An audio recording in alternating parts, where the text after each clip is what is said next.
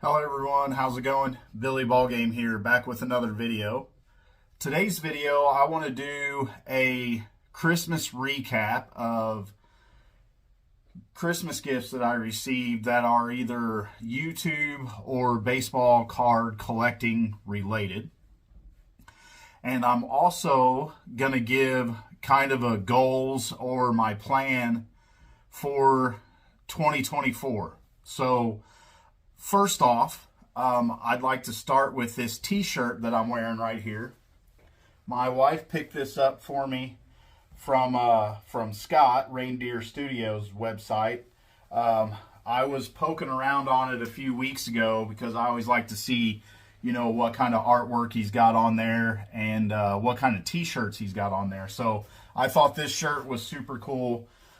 And I sent my wife the link and she picked it up for me for Christmas. So if you haven't checked out Scott's website, again, it's Reindeer Studios. Please do so. He's an amazingly talented artist. He's got original drawings and t-shirts on there that he's created. And it's not all sports related. He has other stuff too, but me being a sports fanatic like I am,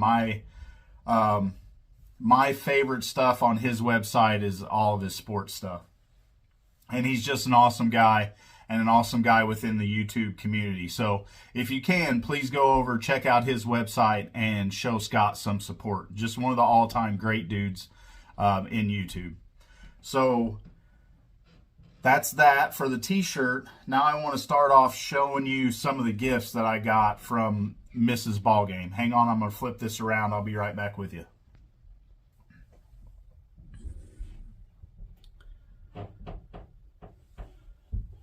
All right, so I can officially say that I am a one of one. My wife had a Funko Pop made of me, which I think is just hilarious. You can see, you can't see it very well because I'm not going to take it out of the package, but you can see his bald head back there. I appreciate that she made me a few years younger in this Funko Pop, and my goatee is red instead of mostly white like it is now. But I thought this was really cool. And it even says on the side over here, which one is it? On the back, that I'm a one of one. So it's official. Billy Ballgame is a one of one. I'd like to think that my wife thinks that anyway. But I just thought this was kind of funny and kind of cool. And I really appreciate her for doing that. That's pretty awesome. And then one of the coolest things that I picked up for Christmas was this Ken Boyer rookie card. And look at that bad boy in an SGC 5. This is from 1955 Topps. This is the oldest. Well, no, it's not. I have a 54 Enos Slaughter that I got out for another part of this video. So this is my oldest graded card. This is my second oldest graded card. And this is my oldest rookie card that I have in my collection. So just an awesome gift that my wife got me for Christmas of one of the all-time great Cardinals, Ken Boyer. Here's the back. And I always get Boyer confused with Booyer because I'm related to some Booyers, and he pronounces his name Boyer. So that's always thrown me off. So sometimes I call him Booyer, sometimes I call him Boyer. But again, just one of the all-time great Cardinals. That's an amazing looking card. I would like to see him make it into the Hall of Fame one of these days. So that is it for my Christmas pickups. So again, let me flip this back around here. I hope that everybody had a really just an amazing Christmas. I know we had a great Christmas here in the Ballgame house. And it was just a great time hanging out with the family, being lazy, eating way too much. So we've enjoyed it a lot so far. And for all of you out there, again, I hope you had an awesome Christmas. Happy or Merry Christmas to all my YouTube collecting friends, all the members of the YouTube community, whether you consume content or produce content. I've had a lot of messages wishing me Merry Christmas from other YouTubers, and again, that's just one of the great joys of being in this community, is just building the friendships and the relationships that come of that. So what I'm going to go into next is I'm going to touch on my plans for this upcoming year in collecting. So I plan on going to the National. I'm coaching 2 sports at my school, and so I'm going to use part of the money that goes from those coaching stipends are going to fund my trip to the National this year. And I'm going to stay with a buddy of mine and Chris's named Tom that we went to the Westport show with. And he's just a good dude, and I look forward to that. And I look forward to meeting a lot of YouTubers there. So that's going to be huge for me this year. I think I went to the National when I was in high school.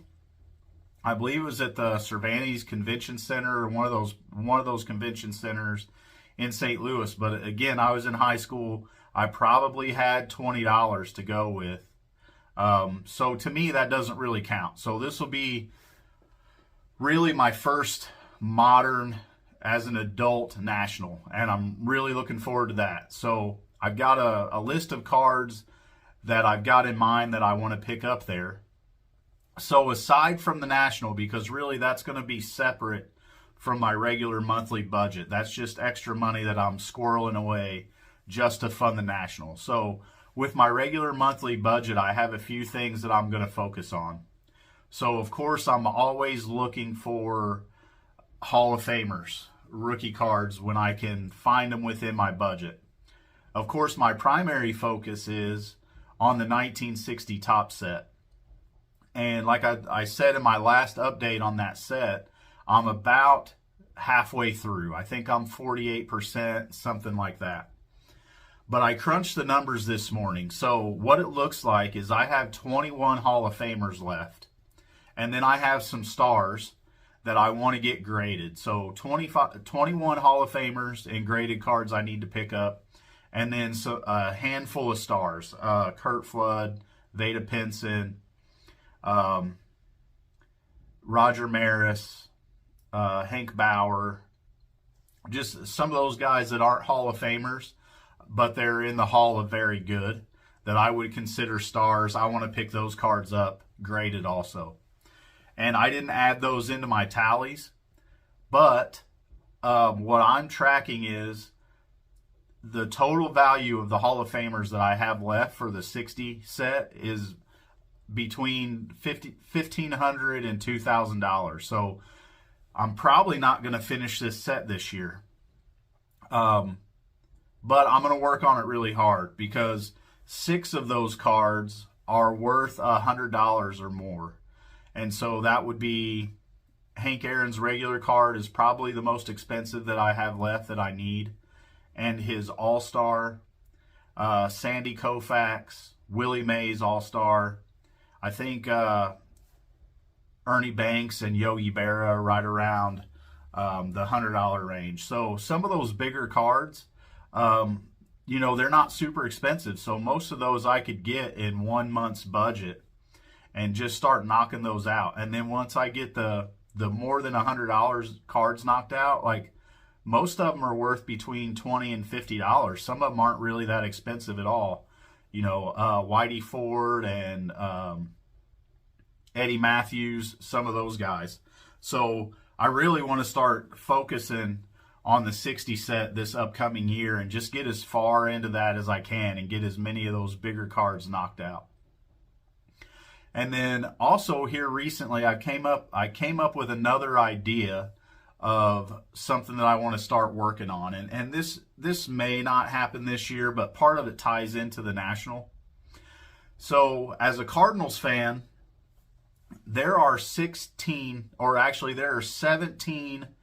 Cardinals players that are in the Hall of Fame as Cardinals.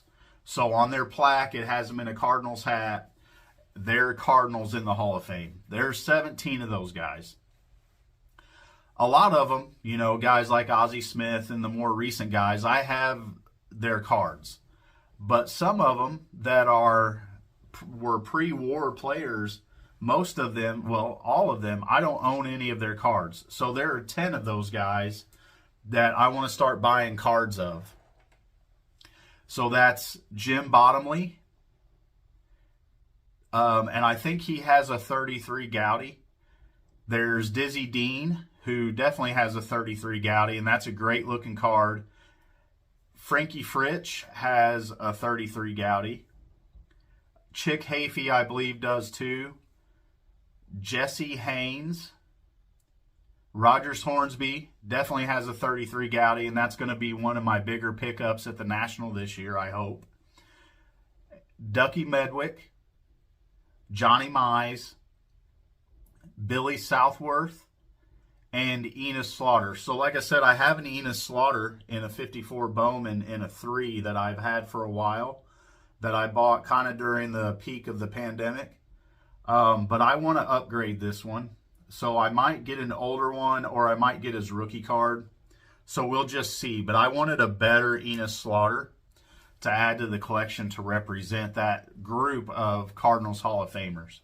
And so with that, of course, I'm always looking for what I consider all-time greats Cardinals rookie cards. And I have a lot of them, but there are still some that I need.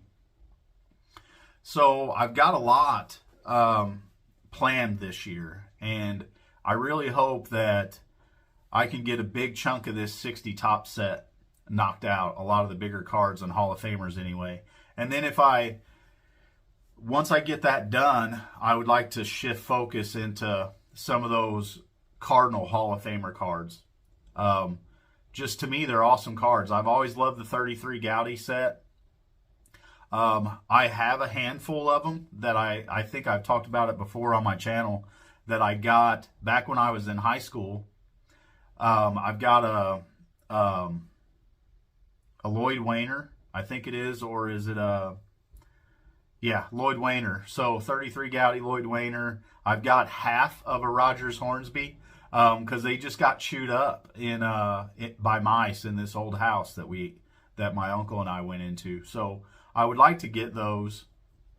Some of the Gaudy cards that aren't super expensive, especially these Cardinal Hall of Famers. And I'm just looking forward to a great year of collecting.